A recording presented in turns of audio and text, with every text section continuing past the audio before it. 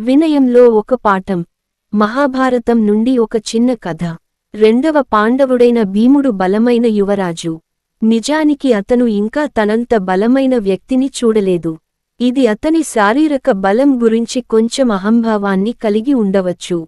ఒకరోజు ద్రౌపది తనని తీసుకురావాలని కోరిన కమలం కోసం అడవిలో నడుచుకుంటూ వెళ్తుండగా ఓ పెద్ద కోతి తోక అతని దారిని అడ్డుకుంది.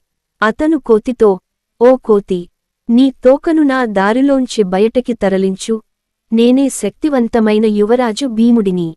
నేను నీకు హాని చేయకముందే దారి నుండి వెళ్ళిపో." కోతి ముసిముసిగా నవ్వుతూ, "నీవే దాన్ని తరలించు భీమా" అని చెప్పింది. ఇది భీముడికి కోపం తెప్పించింది. అతను వెంటనే తోకను తన్నడానికి ప్రయత్నించాడు. కాని అది కదలలేదు.